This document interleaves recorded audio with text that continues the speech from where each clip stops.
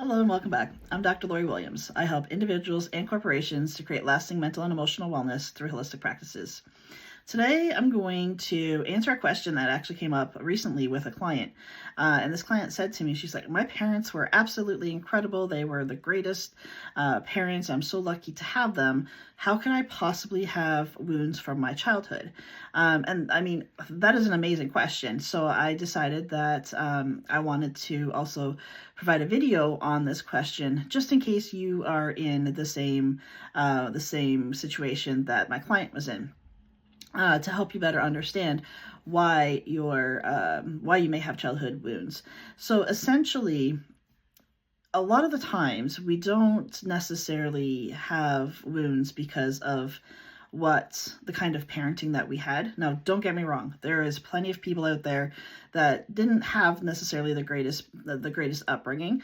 And obviously those people are very aware of why they have the childhood wounds. So I'm not actually speaking to those people for the sake of this video.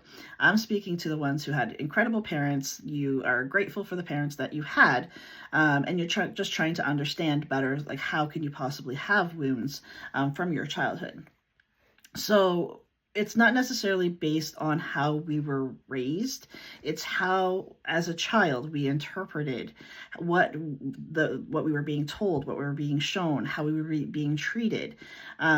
Essentially, it comes down to things like our perception as a child and the emotional needs that we had, that even the most well-meaning parents may have, kind of missed the boat on that a little bit. They may not have met our needs exactly how we needed them to show up for us. It does not make them bad parents. It just makes us have to understand as an adult where these wounds come from. Unintentional patterns too. So things like being overprotective, emotional suppression, telling your parents, telling you it's okay, you have nothing to cry about, things like that. Completely,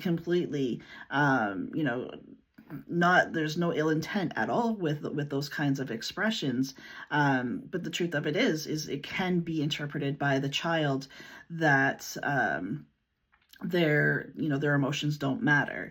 So there's also societal and environmental influence as well. Your school, your religion, all of those kinds of things can have an immense impact on your upbringing and the wounds that you may carry into adulthood as well. There's also things like ancestral and generational trauma. Now, there's a whole science behind this. I don't want to get too far into this, but for the sake of this video, essentially, the ancestral trauma can actually be transmuted from a parent to child. So, if you're a child and you have these wounds and you don't understand why you have them, where they came from, you had a good upbringing, it may not necessarily be something that you have had to personally go through, but it's more of an ancestral trauma that you are carrying from your ancestors. So there also too is, unintentional emotional neglect, where, essentially your parents are telling you that you've got to be stronger. You don't cry because, it's going to, upset your mother or upset your father, things like that. So as a child, we take on this role of wanting to be the emotional caregiver of other people. And this often leads to things like people pleasing as an adult.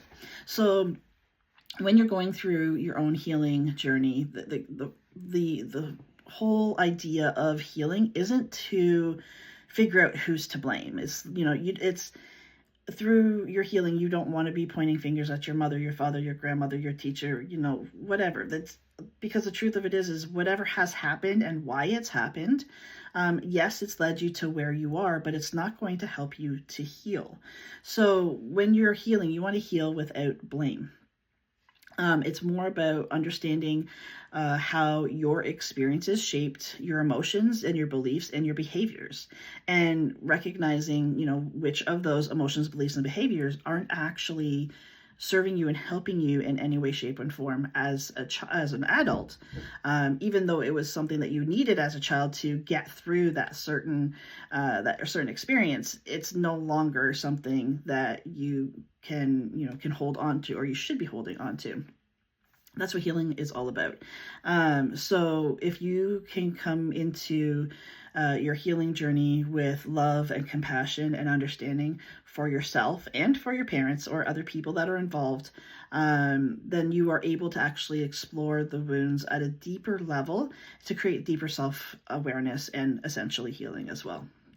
If you would like any help and support going through your own healing journey, you can reach out to me anytime through the website, and I will link the website to the video in the comments. Thanks so much for joining me. I'll see you back here next time.